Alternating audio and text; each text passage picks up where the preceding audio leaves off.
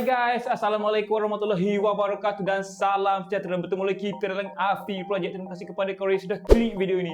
Alright guys, so dalam video kita kali ini kita nak tengok mengenai 5 kereta Toyota yang bukan untuk semua orang. Kenapa dimasukkan begitu? Sebabnya setengah orang saja yang mampu menanggung kos baiki yang tinggi, fuel consumption yang boleh dikatakan agak besar dan harga road tax yang tidak serupa dengan jenama Toyota yang lain. Untuk 5 kereta yang disenaraikan dalam list ini, saya percaya pada hari ini ramai lagi yang masih memilikinya. Hal ini cuma 2 benda saja yang mana pemiliknya masih setia lagi dengan kereta ini. Pertama adalah keselesaan yang diberikan pada kereta tersebut, dan kedua adalah title pada kereta tersebut membuatkan orang masih memilikinya lagi. Tanpa bercakap banyak lagi, jom kita lihat kereta apakah yang disenaraikan kali ini. Pertama, Toyota Land Cruiser. Jika kita lihat sejarah Toyota Land Cruiser ini agak lama pengeluarannya, sehinggalah ke hari ini ianya masih dikeluarkan lagi. Saya percaya jenama daripada Toyota ini menjadi kegilaan kepada businessman, kontraktor dan toke-toke besar. Ini kerana daripada dulu lagi ciri-ciri yang ditampilkan pada Toyota Land Cruiser ini sebagai 4-wheel drive bangsawan. Jika kita lihat data daripada Toyota sendiri, Toyota Land Cruiser antara yang paling mahal sekali kos servis serta baiki setelah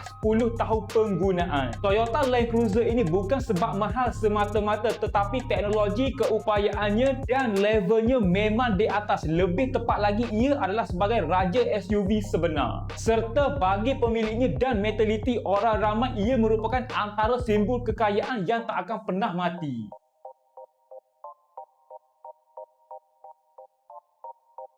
Kedua, Toyota Harrier generasi kedua. Model ini mula diperkenalkan pada tahun 2003 sehingga tahun 2013. SUV dengan enjin 3.0 liter dan 2.4 liter ini dibina bukan untuk jimat minyak ataupun kos baiki yang rendah. Bagi penggunaan fuel consumption di bandar sekitar 6 ke 8 km untuk per liter. Saya percaya pada hari ini ramai lagi yang masih menggunakan Toyota Harrier daripada generasi kedua ini ataupun dikenali sebagai XV30. Kos baiki untuk Toyota Harrier ini bukanlah level-level biasa, yang mana kebanyakan model Toyota yang lain terkenal dengan kos baiki yang rendah. Dan ada satu lagi isu, kebanyakan unit Toyota Harrier yang base awal dulu ataupun model pre-facelift dulu ada mengalami masalah gearbox tambahan pula owner sebelum ini tak jaga dengan baik. Saya boleh katakan pada hari ini harga pasaran untuk Toyota Harrier generasi kedua ini sudah pun makin drop, tetapi tetap ramai lagi yang memilikinya. Harga unit terpakai pada hari ini bermulanya daripada harga RM20,000 sehinggalah RM55,000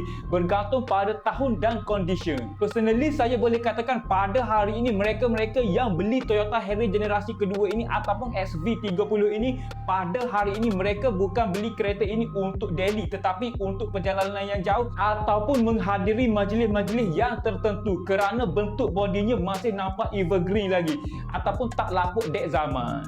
Siapa dekat sini pengguna Toyota Harrier generasi kedua ini? Cuba korang komen pengalaman korang. Seterusnya, ketiga, Toyota Camry XV40. Toyota Camry ini mula diperkenalkan pada tahun 2006 sehinggalah tahun 2011. Untuk pasaran negara kita ada 2 varian enjin yang diperkenalkan, iaitu enjin 2.0 liter dan 2.4 liter. Untuk enjin 2.0 liter tidak ada isu besar yang diperkatakan, tetapi tetap ada. Namun bagi enjin 2.4 liter kerap mengalami aduan isu. Antara isunya adalah enjin bergetar, susah masuk gear, water pump kerap mengalami masalah, EGR problem, dan kebanyakan Toyota Camry untuk generasi ke-6 ini kerap mengalami masalah suspension. Hal ini cuma 2 benda saja. Kereta dah lama plus mileage tinggi, pasti kena tukar part wear and tear. Tetapi untuk tukar part wear and tear-nya bukanlah sebagaimana kereta-kereta Toyota yang lain. Saya percaya pada hari ini jika korang pemilik Toyota Camry ini, anda bukan level biasa. Dan kepada korang yang nak memiliki Toyota Camry daripada generasi ke-6 ini, pada hari ini saya sarankan ambil varian 2.0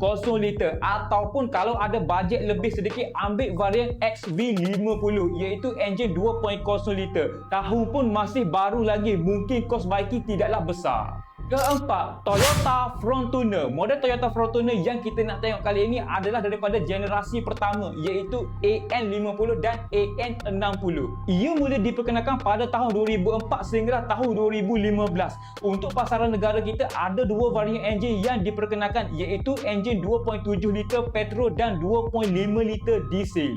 SUV besar daripada Toyota ini pada hari ini saya boleh katakan ramai lagi yang masih menggunakannya, terutama sekali untuk tujuan pekerjaan. Daripada segi fuel consumption pula ataupun penggunaan bahan api pula yang agak besar jugalah penggunaannya, terutama sekali untuk enjin 2.7 liter petrol. Data ini diambil sebelum diesel mahal daripada petrol lagi. Untuk kos repair Toyota Frontuner generasi pertama ini lebih kurang Toyota Hilux juga, sebabnya ianya berkongsi teknologi yang sama, 4-wheel drive tetapi dalam unit SUV. Manakala harga pasaran terpakai untuk Frontuner generasi pertama pada hari ini kita dah boleh dapati bermulanya daripada harga RM23,000 sehinggalah harga RM55,000 bergantung pada tahun serta condition. Alright guys, seterusnya kita masuk yang terakhir sekali, iaitu yang kelima. Ia adalah Toyota Max X.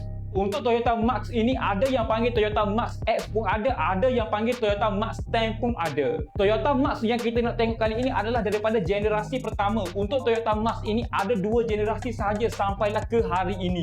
Model ini masuk ke pasaran negara kita secara import penuh ataupun dalam unit CBU. Toyota Max ini mula diperkenalkan pada tahun 2004 sehinggalah tahun 2009. Sepanjang pengeluarannya ada dua jenis enjin yang sinonim untuk pasaran negara kita, iaitu 2.5 liter dan 3.0 liter. Ada versi 4-wheel drive dan ada versi rear-wheel drive. Tetapi kebanyakan yang masuk untuk pasaran negara kita adalah versi rear-wheel drive. Ia merupakan antara kereta daripada segmen D saloon. Saya boleh katakan ini kereta bukan untuk golongan biasa-biasa ataupun level biasa. Sebabnya jentera ini dibina lebih kepada golongan atasan. Jika nak dibandingkan dengan Toyota Camry dah mahal, tetapi ianya atas daripada Toyota Camry lagi. Walaupun begitu, usia kereta ini sudah pun lama, lebih daripada 15 tahun. Saya percaya pada hari ini harga kereta ini masih tinggi lagi. Sekitar harga pasaran bawah daripada RM100,000 bergantung pada condition serta mileage. Ini antara kereta versi JDM tetapi dalam unit premium. Okey guys, so kesimpulan yang kita boleh buat tentang 5 kereta Toyota bukan untuk semua orang ini. Nak beli kereta ini boleh, tetapi pastikan bajet besar untuk baiki serta road tax. Yang paling penting, ini bukanlah Toyota level biasa pada hari ini. Tepuk dada, tanya steering, apa yang kita nak pada sebuah kereta. Alright guys, so itu adalah sedikit sebanyak video kita untuk kali ini. Sehingga kita berjumpa lagi. Saya rasa saya sudah boleh akhiri video ini. Macam biasa, jika anda dapat sedikit sebanyak info ataupun knowledge daripada video kali ini, saya hargai sangat jika anda bantu saya dengan 2 klik, iaitu klik tombol subscribe dan klik button like dekat bawah ini. Pastikan korang tinggalkan komen di bawah dan cadangkan apa yang korang rasa perlu untuk saya review ataupun sebagainya. Terima kasih.